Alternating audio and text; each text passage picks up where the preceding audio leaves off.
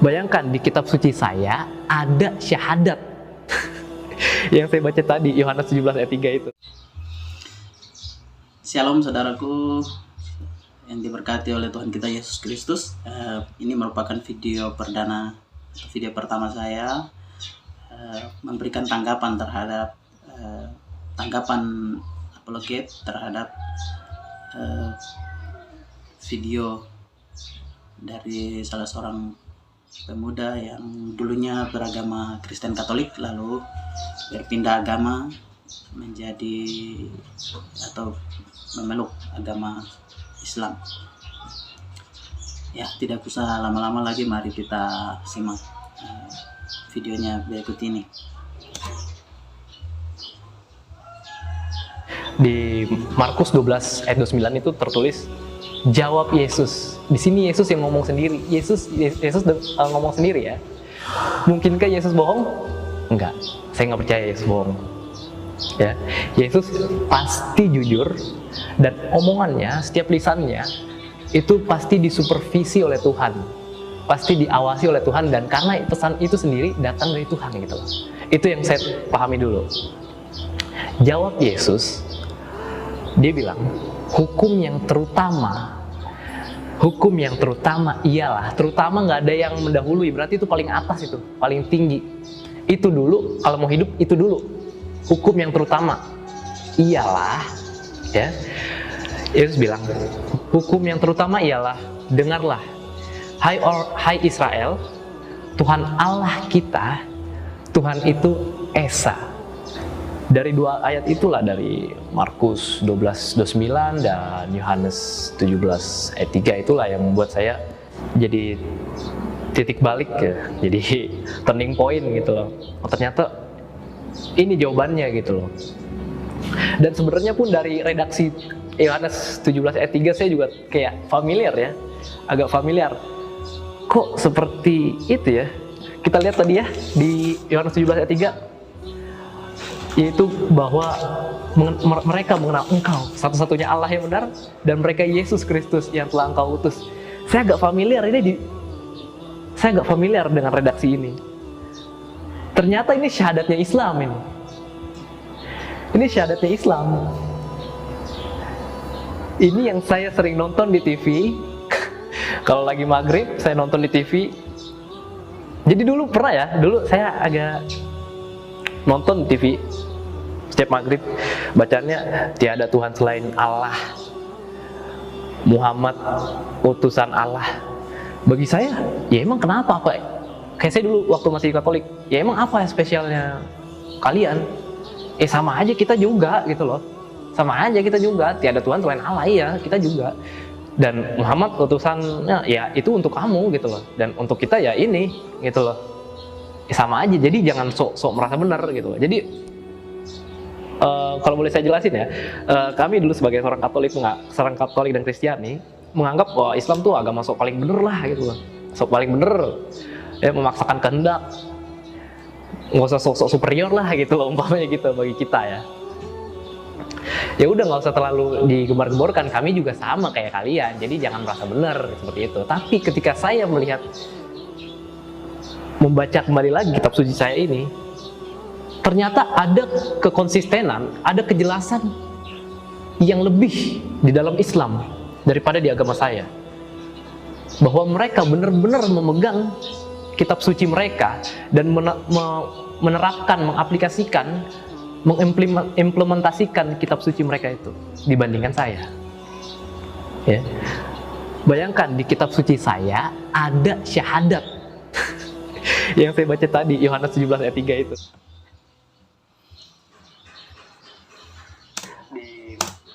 Iya, demikian video yang saya putar untuk kita simak bersama. Ini kesaksian dari salah satu pemuda yang telah memeluk agama Islam. Ya, pemuda ini beranggapan bahwa tidak mungkin Yesus berbohong. Tidak mungkin Yesus berbohong, atau tidak mungkin Yesus tidak berkata jujur. tentang ayat yang ada di dalam ayat pembacaan Markus pasal 12 ayat 29 dan Yohanes pasal 17 ayat 3. Iya, bagaimana tanggapan kita sebagai umat Kristiani? Berikan tanggapan di kolom komentar, lalu kita belajar bersama-sama. Iya, menurut saya ada cacat logika atau cacat berpikir dari rekan kita ini atau sahabat kita ini, pemuda ini, tentang keberimanan dia kepada Tuhan. Karena landasan keberimanan dia ini telah dilandaskan secara salah, maka dia cukup goyah, lalu akhirnya dia berpindah agama. Iya, di dalam Markus, di dalam Petrus, surat 1 Petrus ayatnya yang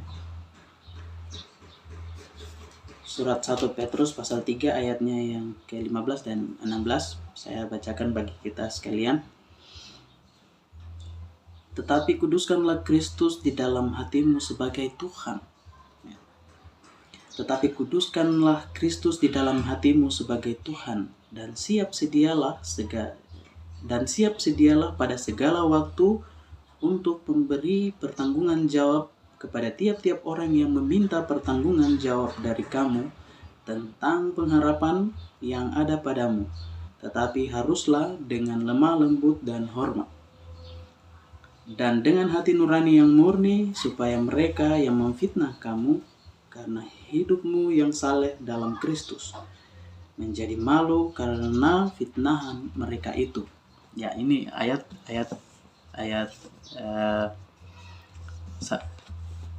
surat 1 Petrus pasalnya yang ketiga ayat 15 dan 16 ini selalu jadi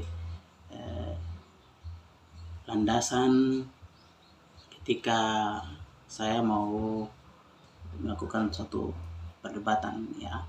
Jadi kita harus dengan santun memberikan jawaban secara sopan dan dengan hati nurani yang tulus untuk memberikan penjelasan. Ya, bukan seperti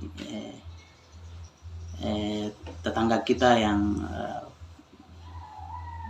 kadang menghalalkan darah dari orang-orang yang bertentangan dengan orang lain, gitu. Ya, kenapa saya berkata bahwa pemuda ini telah cacat logika atau telah melandaskan pemikirannya atau keberimanannya secara salah kepada Tuhan? Kita seluruh umat Kristiani di seluruh dunia mengakui bahwa Yesus Kristus adalah Tuhan itu sendiri. Sehingga jika kita berkata bahwa ucapan Yesus di dalam Markus pasal 12 ayat 29 ini itu disupervisi oleh Tuhan, itu menjadi sesuatu yang tidak masuk akal. Nah, kenapa umat Kristen menganggap Yesus Kristus sebagai Tuhan? Mungkin itu tema yang lain yang mungkin nanti sahabat atau rekan-rekan bisa belajar dari apologet kita yang lain, seperti Abang Verbum Veritatis, dan masih banyak lagi. Iya, dan kemudian yang berikut, dalam membaca Alkitab dan menafsirkannya, itu kita tidak bisa hanya mencomot satu ayat lalu menafsirkannya dan menjadikannya sebagai landasan pemikiran, landasan berpikir atau landasan iman kita kepada Tuhan, bahwa itu sudah yang benar. Itu tidak bisa. membaca Alkitab dan menafsirkannya itu harus secara holistik atau secara menyeluruh. Jadi tidak bisa hanya comot satu-satu ayat lalu kita tafsirkan lalu kita bilang itu sudah yang benar. Tidak bisa. Itu yang kedua. Dan kemudian yang ketiga, saya sedikit heran karena pemuda ini lebih familiar dengan azan atau syahadatnya orang Islam yang selalu dia nonton di televisi, yang sholat itulah yang biasa maghrib bunyi, biasa di televisi juga sering kita lihat. Dia lebih familiar dengan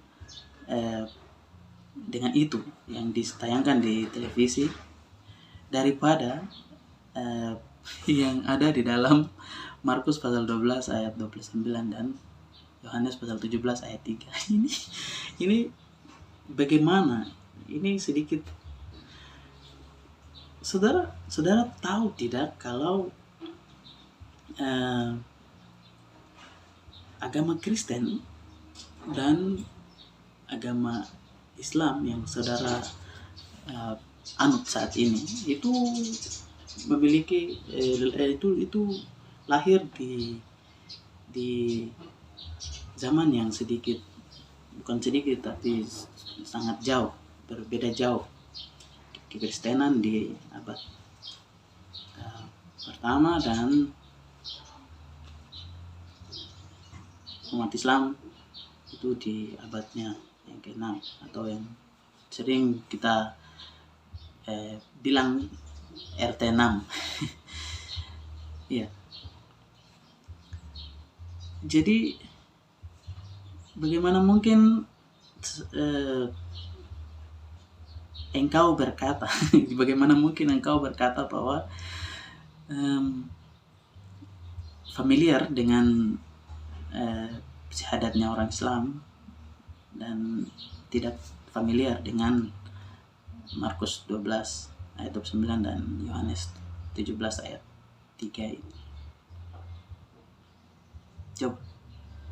Coba jawab dulu.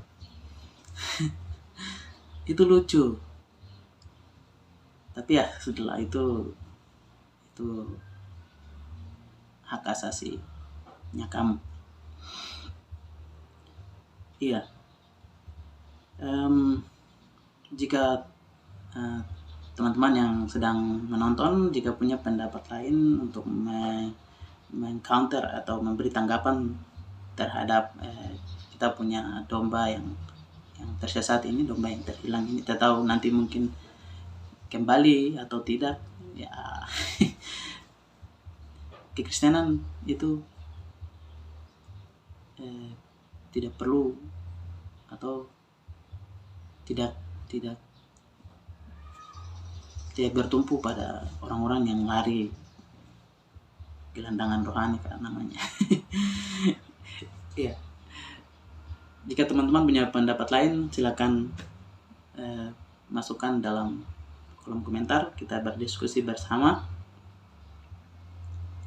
dan kita dikuatkan secara bersama-sama untuk menjalani kehidupan kita dengan teguh beriman kepada Yesus Kristus sebagai Tuhan dan Juru Selamat kita.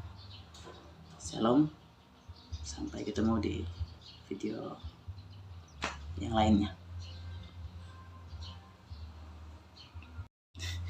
Ya, minta maaf saya kembali lagi.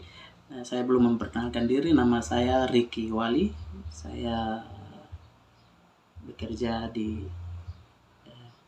daerah terpencil di Tanah Papua, di salah satu denominasi gereja di Tanah Papua.